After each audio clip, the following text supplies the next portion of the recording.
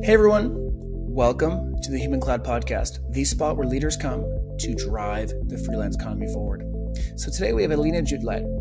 Elina is the rock star when it comes to community. She's a freelancer herself, the founder of Freelance Business Month and Freelance Business Community, one of the leading global communities for freelancers.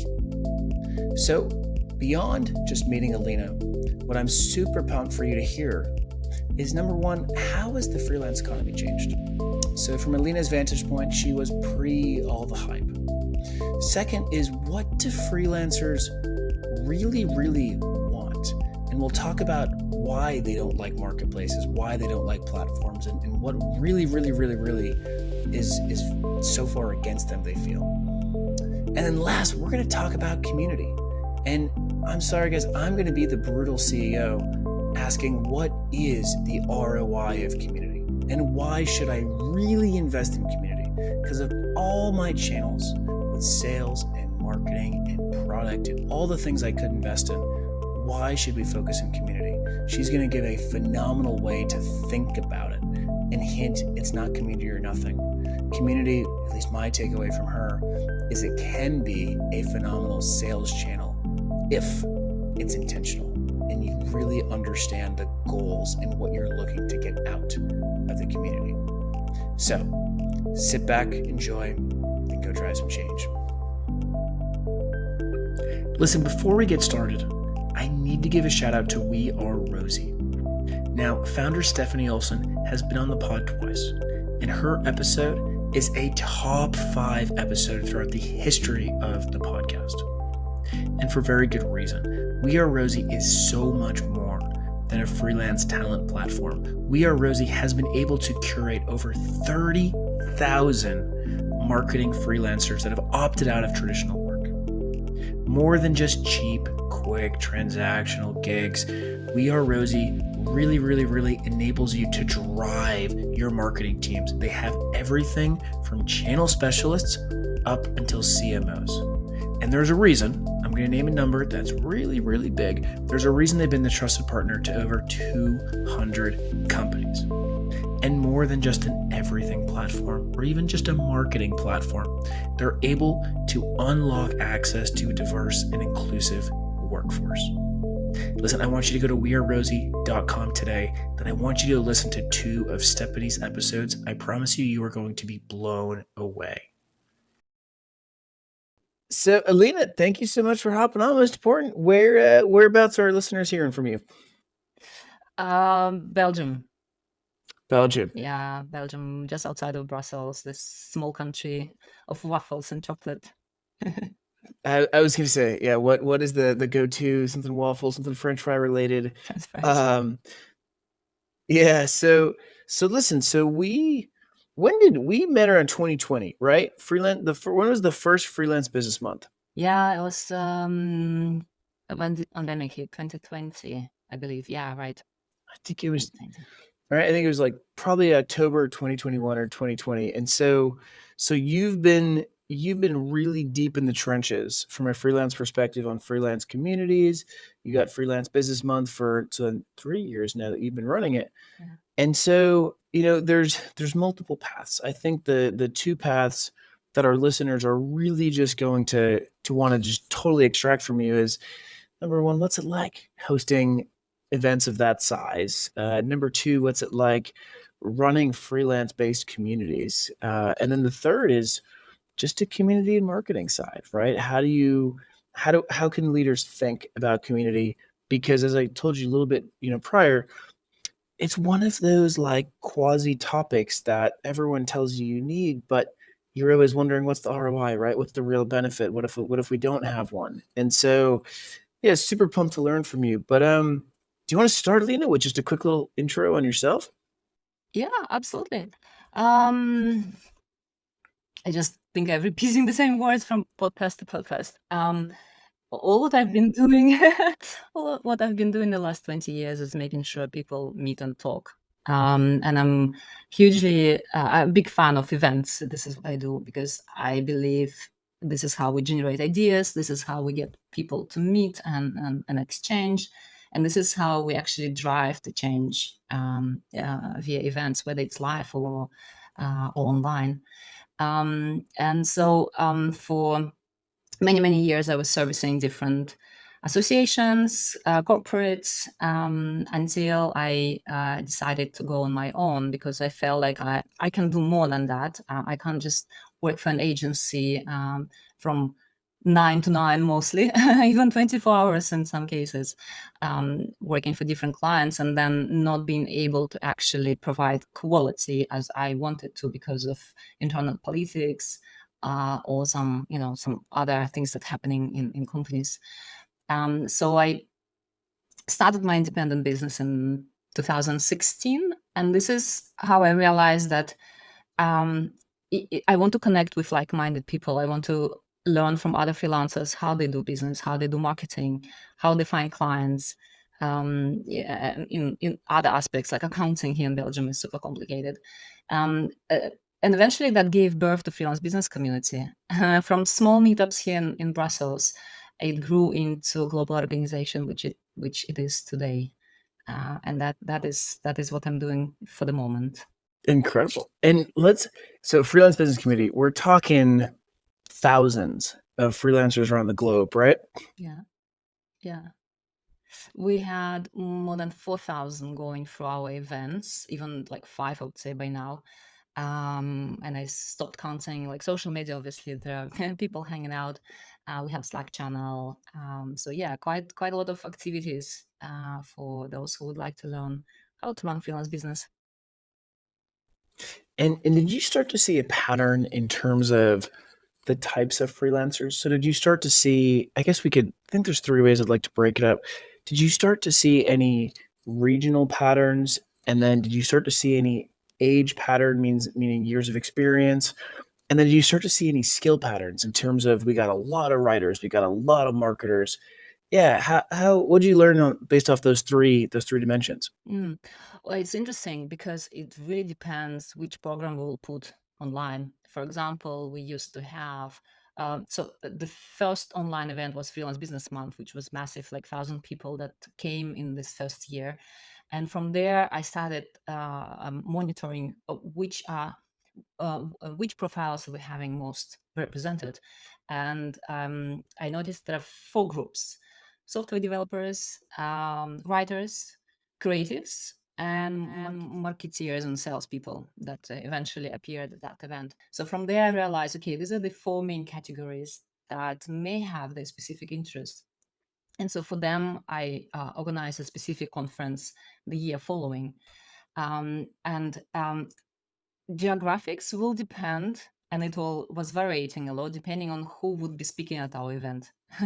So speakers from US would bring US public, obviously. From UK would have UK people. We had very strong profiles coming from Czech Republic, for example, and just thinking some other countries, and then we'll see inflow of freelancers from those countries. So it's interesting how influencers are actually bringing their followers into our community, and I think that's normal. That happens everywhere. And by now, if I would check demographics again, we still have Benelux quite represented, so Belgium, Netherlands, and Luxembourg. Lots of Europeans, but also lots of from US and other countries. And also, like, if you're really into marketing, you look at different channel and which channel brings like what are the trending demographics on which channel. And for example, website is very trending in US. Somehow we have inflow from US on our website. When in event, for example, it's going to look very different. So it really depends what sort of result you want to achieve at the end from the entire demographic picture that you have within your community. Yeah. Yeah, that's super interesting. And I wonder, what have you seen change? So, this is one of the most fascinating things is you start, freelancing yourself in 2016, and then the pandemic hits, and you're at the front of the table, right? You are leading the events, leading the community across freelancers. And now we're sitting in 2024, and from my vantage point, a lot has changed, right? Like, I personally think the freelance economy today is so much different than in 2020 and a lot different in 2016. But what have you seen? Yeah, it is changed, of course. We've seen, and probably everyone have seen, lots and lots of response during pandemic, because people and freelancers wanted to have a connection. They wanted to have a solution to this problem that everyone eventually have had. And nowadays, people more relaxed. They've seen it all. Like, they've been probably on all sorts of webinars and online events. If we talk about that, they want to have something special. It's either specific content to their particular problem, or very knowledgeable speaker that hasn't been featured yet. So what I see right now, and it's a common problem for event industry, like, you get into a circle and you have the same people rotating and speaking at different events. You probably recognize that. And it's like, at some point, and now it's been 4 years, right, that we, doing that. And now it's the time to find new blood. And that's my goal also for events, to seek for new speakers and find new stars, so that we can feature and entertain our community, because that's also part of the process. So what else has changed? I think maybe there is slightly less demand for community as such, because, again, we don't have a problem as such, right? The life is back to normal, more or less. People are back to the businesses. They don't need to have a support as community was offering during pandemic, for example. So there's little less engagement also. I think now people switched more to in-person events. They would like to meet each other, and I feel it myself too. I'd love to meet all the people I met online. Hopefully this year it will happen. And of course, artificial intelligence comes into play now. Big deal. I was actually preparing an article on communities, and I'm writing there that if I look at communities 15 or 20 years ago, just when I started, we didn't have all digital tools back then. But still, associations were building communities without knowing that they're building communities. They had the membership base and they were trying to meet with them regularly. Nowadays, we have so many digital tools that actually live meeting is not so important. You can engage with your members via your digital infrastructure that you have built around your product, or company, or association, whatever. And now you have artificial intelligence that comes into place that can actually facilitate even better connections, maybe content creation or content exchange, and it just a next level up in community management. This is pretty exciting. I've seen some companies trying already to really match very carefully content that they have with the profile of the member, whether it's freelancer or any other profile in the membership. So that's pretty interesting. I'm going to sound really dumb right now, okay? And just simply Google Meet, has gotten so much better in just the past 6 months, and we can run a full event out of Google Meet with all the new features that they have. And so that nails it. And that prior, I don't know, it would have taken 2 of me to be able to host a good event in a way that now I can just me do it and have a much better time as the organizer. So that makes a ton of sense. Now what about the freelancers themselves? So have you noticed that, okay, freelancing's gotten easier? There's been different types of freelancing now in terms of, we can't stop hearing about fractional. Have you noticed, a difference in how easy freelancing has gotten, the different types of freelancing? What have you seen there? Yeah, I think what became easier, or what changed, is the acceptance of freelancers. Obviously, through what we've all went the last years, it's easier to call yourself a freelancer these days. That's what I feel. Just because we had so much buzz about remote work and people are losing jobs and trying to find income via freelance work, it became norm, sort of. So there's less of connotation that freelancing is something that is bad. And this is what I was trying to fight also. Just in my own mind, I was afraid to call myself freelancer, let's say 6 years ago, because I felt it's kind of strange and dodgy. I'd rather call myself consultant or independent professional, because that sounds more solid. than just being a freelancer. And nowadays, I'm totally fine to say I'm a freelancer, and that's totally fine. And I think that's for many as well. So that's a big change. I can't say if there is anything more specific with freelancers themselves. I would probably guess, looking at all the researches and reports, that we have more of them these days, right? You have data better than me. Yeah. And there's plenty more, but it's interesting because there's kind of a there's a how do I say it? There's a negative correlation in that the more freelancers we have, the harder it gets actually. And so what we've seen, not to get too geeky, but we've definitely seen more freelancers for sure. Now it's become more competitive, and there's also a heightened importance of the platforms or an existing relationship with the clients. And so like what we've seen is there's definitely more for sure. So I think in the US, right, there's 33.1 million full-time. And the data gets really confusing, but basically directionally, there's more full-time freelancers. The percentage of full-time freelancers keeps getting higher, and they keep making more money. But when you talk to a freelancer, if you talk to 10, I don't know, I think 2 years ago, 6 would be saying, okay, this is pretty good. I really like the lifestyle. 2 would be saying, or 3 would be saying, this is the best thing ever. And then 1 or 2 would be saying, this sucks, right? And I never want to do this again. And I think part of what's happening is because there's been more of a reliance on the platforms we have seen, from a client perspective, the more you spend, the more you need a partner, and the individual freelancer can't be both your partner, from a strategic workforce perspective and doing the execution, right? It can't.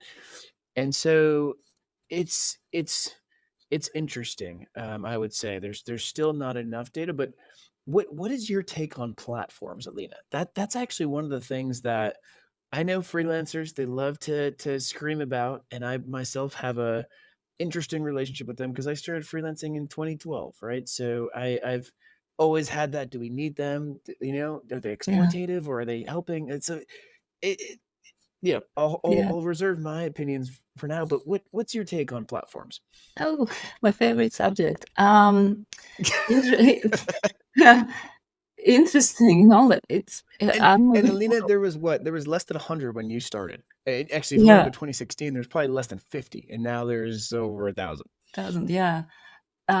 It seems like it, um, it seems like it is helping freelancers to find work, but in some specific areas or geographies. Let me explain what I mean.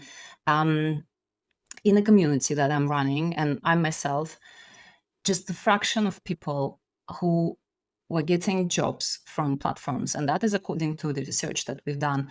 And we've done that research actually with 13 other communities. I have to say, these are communities which are independent, not linked with any platform whatsoever. So I've selected 13 of them, and we run a research asking where freelancers finding work. And only 14% said that they ever got a job via a platform. So does it help them? I guess to some people it does help. I'm pretty sure in some remote locations, or maybe less economically advanced, if I can say so, locations, it really helps. So people who don't have access to or don't know how to find work or how to find clients, the platform probably a great place for them. But at the same time, I've done another research looking at 100 something platform, just trying to figure out how they position themselves, because at some point there was a discussion about platforms should become more friendly towards freelancers, and like you know yourself, John Younger has initiated Freelancer First together with you initiative. So I started looking and trying to figure out why there is such a bad impression towards platforms, why freelancers would not just go and explore and register, because there are so many of them, and definitely you can find a platform that fits your profile. And what I have discovered is that quite a lot of, I think it was 70% or so, just not even talking the language freelancers would understand. All the marketing messages focused on clients, because obviously this is how they're making money. So the more clients they have, freelancers will come as they keep telling me. So finding a freelancer is not a problem. Finding a customer is a bigger issue. So they focusing the marketing towards clients and nothing that would look appealing to freelancers on their website. So of course, freelancers would not even go and explore, would not even consider looking, because first of all, there is already a bad impression about platforms. And in our research, there's tons and tons of answers where they say it's a low pay, it doesn't worth it, it just lost of time, never got a job, like really negative feedback isn't there.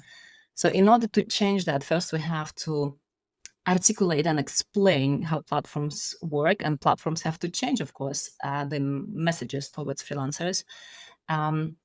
We have to popularize the change that's happening right now. It's not, $5 or €5 per task. It's actually a place for well-educated, experienced professionals to find clients on a long term, not just on a task base, and many other things. So I think it's just a matter of communication, proper work with freelance communities as well. I'm just so desperate talking to those people, saying, let us help you. Let us explain how you work towards our community.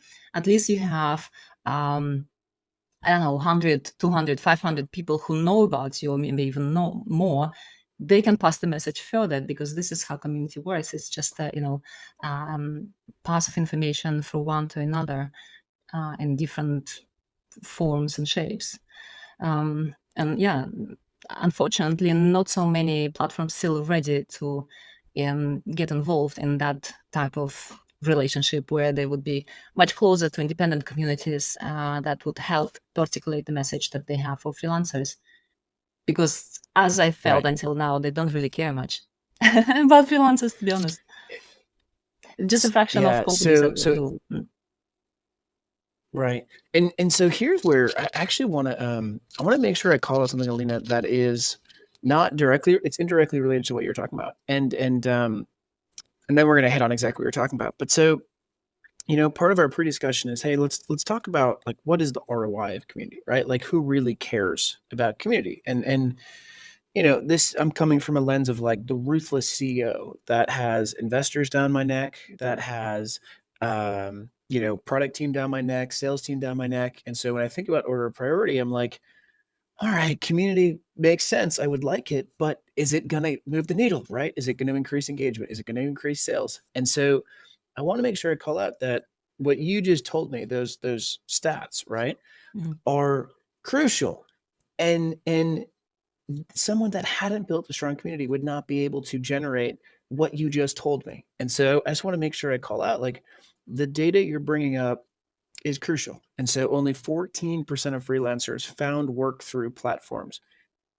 That is a gold mine number, Elina. I just want to make sure I call out, like, okay, you just indirectly showed me the power of community, right? And so for all you listeners out there, when you're thinking about community, here's just a quick example that, something that you can gather. It's the research side of it that I just hadn't thought of before. And so now let's get into the platforms, right? And the freelancer side.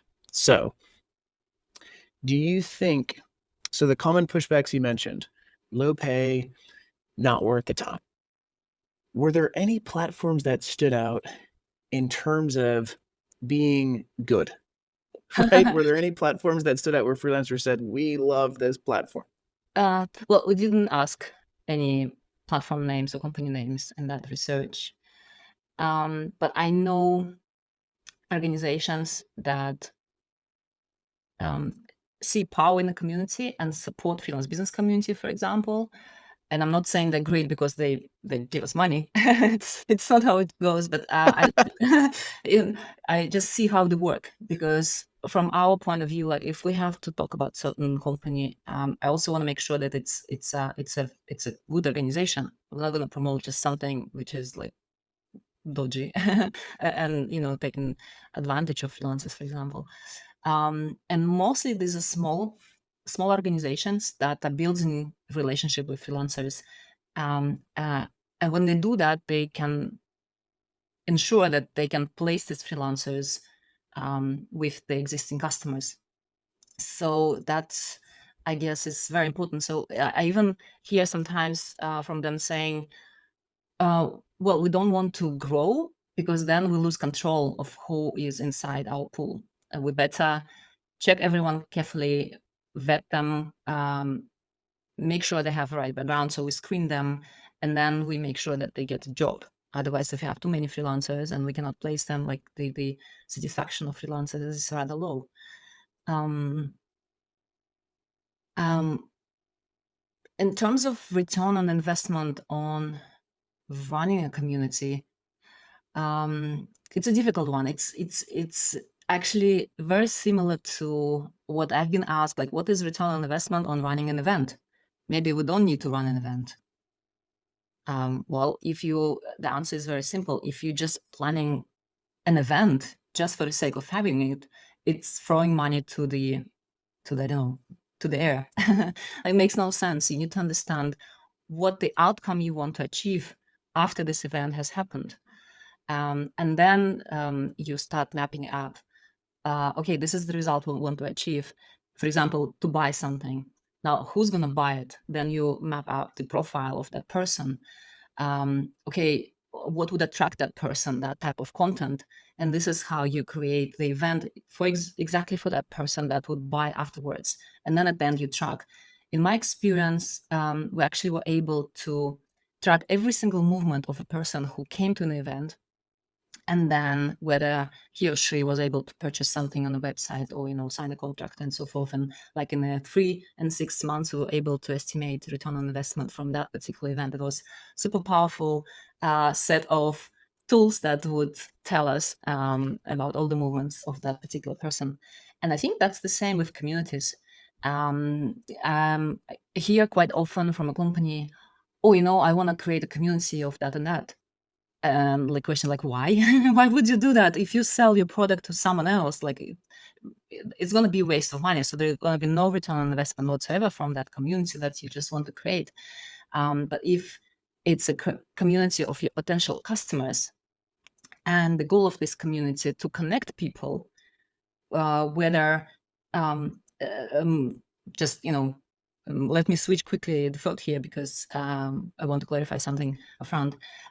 People want to exchange of information. Everyone wants to learn how others are doing something. And for example, if you have a product that is dedicated to SMOs, for example, all of them are dying to learn from each other because nowhere else they can get this information. So if you manage, for example, to create a club, and it doesn't need to be a big community, maybe 50 people max, but all the top SMOs that will come once a month or whatever to discuss issues that they're having is going to be golden. You can even charge for that. They will be associated with your company, with your name, with your product. It's easier to sell them if they know you. I think that's the main power of the community, just the people that getting connected, people that also get to know you via something else, not just via your product that you're selling. And they also can become your ambassadors at the end. Even if they don't buy, they can recommend. And that's also very powerful. It's a free marketing at the end. Yeah. Are there any indicators, Elina, to say so what I hear from you, or let me get my question first. Are there any indicators to say, hey, we'd be very good at leveraging community. We'd be very good at hosting events. And the reason I ask is because based off what hearing you just said, what I'm hearing is that community should be thought of as one of the many potential channels in a sales funnel. So it's not the end all be all, right? It's not a magic bullet. It is one of the many activities in a sales funnel. And depending on your unique, organization, it might be a really good one. And what you had said was, okay, so, it's one of the options in a sales funnel. And to make it work, you have to be intentional about what success looks like, because you might not be saying, hey, we're going to make a bunch of money. There might be other things that you need. So for example, your data point of the 14% of freelancers through platforms, that might be what success looks like. But so you have to be very intentional about what success looks like. You have to be very intentional about crafting the guest experience specifically to get what you want. And then the third thing is you must track. And that's one thing that you hit on the beginning, you mentioned sort of the AI functionality now enabling you to do much better things with less people. That's, that's good to hear. Right. And so I think, my question for you is, okay, I understand now that community is crucial in that it is one of the many options of a sales funnel or channels in a sales funnel. Now, how do I know if we should be thinking about community? For example, if we are a fintech company that we don't like talking to people, should we be thinking about community?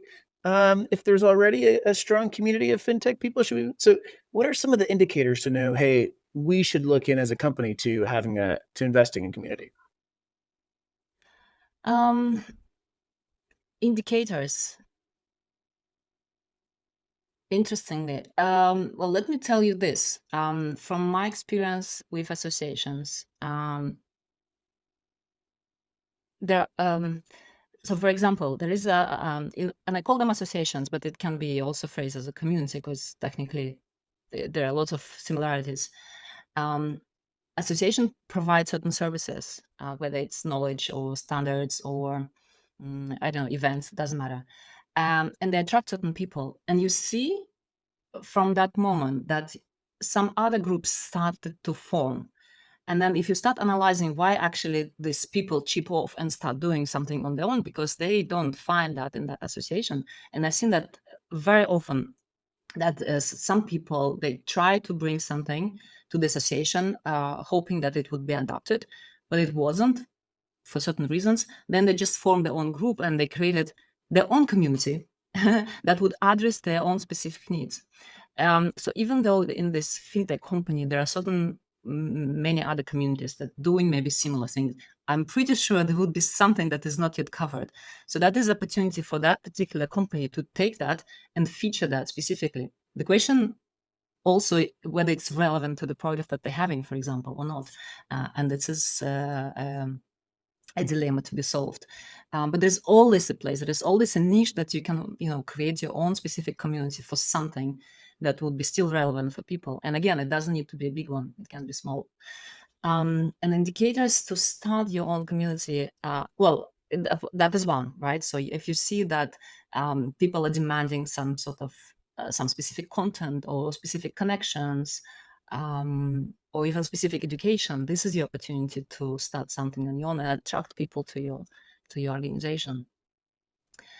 Trying to think of other, and that's super helpful, Lina. Yeah. Just to hear that, right? Of are people demanding content? Are people demanding connections? I mean, those are two things, right? That some businesses, most probably are feeling, but some aren't, right? Like my background is in tech, right? And a lot of good tech solutions, people don't actually use that much ancillary content. I'll give you an example, like a company like TransferWise. I really don't care about anything besides sending my payments. Right. And so they might not be ideal for community. Now they're big enough that they probably are, but early days. So that's fascinating. Okay, are you starting to see that there's a need for content? Is there a need for connections more than just I'm using this product on my own and that's good enough? What are some other things?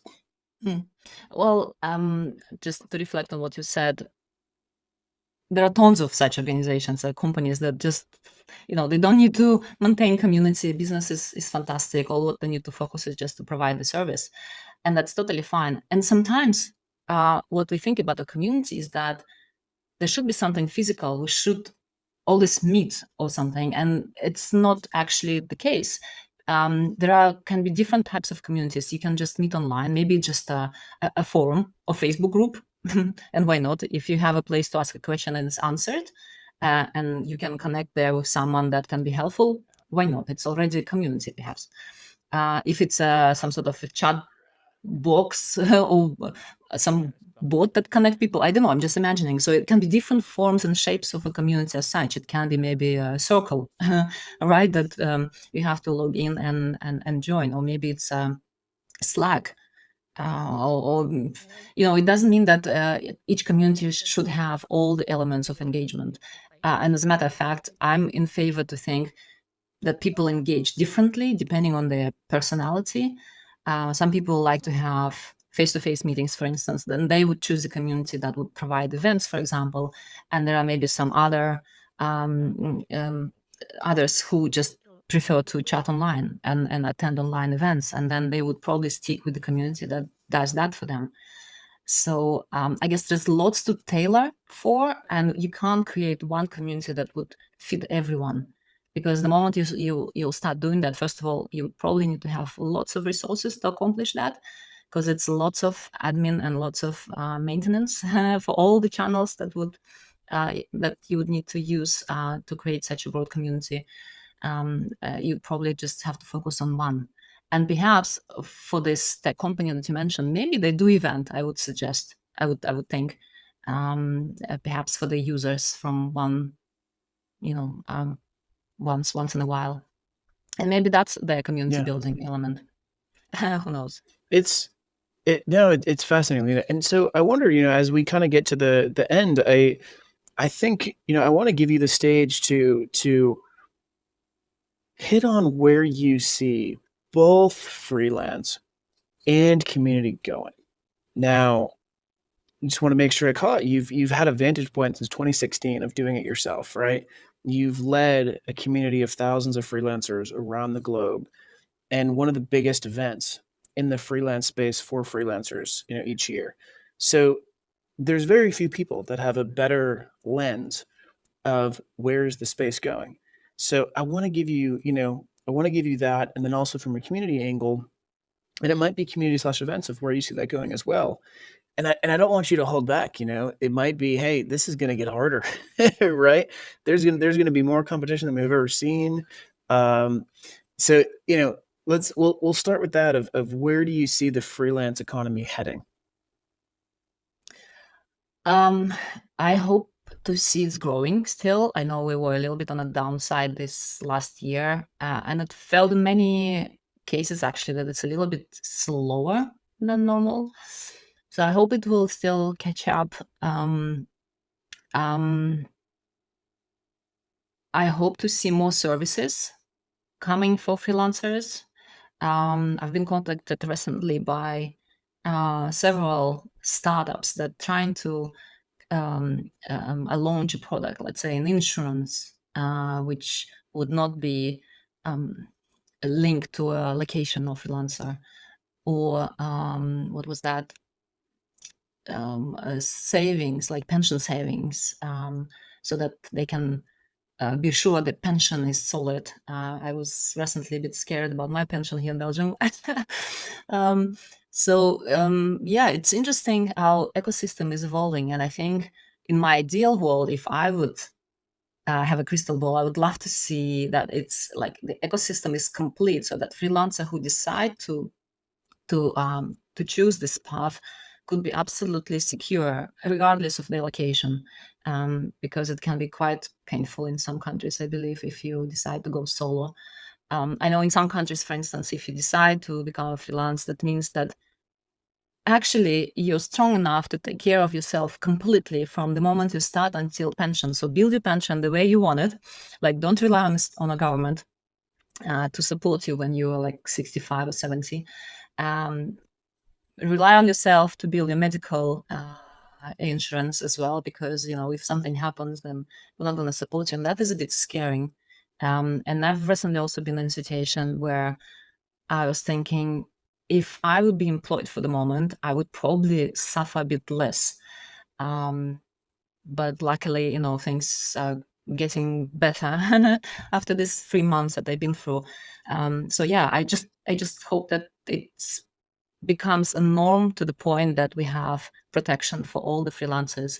And actually, I hope that this year will also bring us a formation of a specific organization that I have in mind that would start featuring and talking about the rights of freelancers in New York to start with.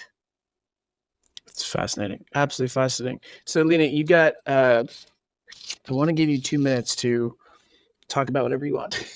Right. And so, Okay. usually I save that for the, what's the future of freelancing. But, with you've made such an impact on the space. I just want to give it up to you for 2 minutes of sort of the stage is yours. You can talk about whatever you want. Ooh. Ooh. Well, I do want to mention, because I think freelancers will be listening to this too, just to say that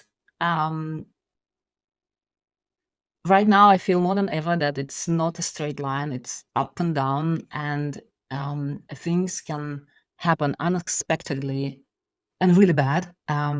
So just maybe to clarify it a little bit, right after Freelance Business Month, I learned my dad is very sick. So the last 3 months been a roller coaster emotionally, just to go through this. And then, since the birth of my kid 2 years ago, my income went slightly down because I wasn't able to work as much as I used to. And I was making a very good living before, and now you have to kind of downgrade very significantly. So these things can hit freelancer really bad. But the truth is that actually, thanks to community, I'm able to get support, whether it's just to talking to people who can support you, mentally, or with just giving advice, or maybe with connecting by people and helping you to move forward, or just telling you that, hey, this is normal, it happens. It's not always so positive. We have different stages in our career and life, and freelance business is part of it. So maybe just a few words of encouragement for those who are going through tough times right now, that it's going to be over. And yeah, like I mentioned, there were thoughts that I had, that maybe if I would be employed, I wouldn't have some how to say it, not problems, but I would be probably more secure, at least financially, to handle certain things. But then, I'm not the one who should pass this message, because I'm advocating for freelancing. And in fact, if we reverse the situation, freelancing allowed me to, dedicate more time to my family, to my dad, to my kid, and be present for them at this very important time. So I guess that's what I wanted to say, as I feel it's very important for me personally right now, and I'm pretty sure a lot of people going through, downsides as it happens. And just, if you're listening and you feel like, it's been tough for you, just, drop me a message, we'll chat. I've been so thankful to many of those people who reach out to me after I had to pause my activities for freelance business. I sent a message publicly saying that, I'm going to slow down. And there was a positive response from many saying, like, that's the right thing to do, because there are more important things in life.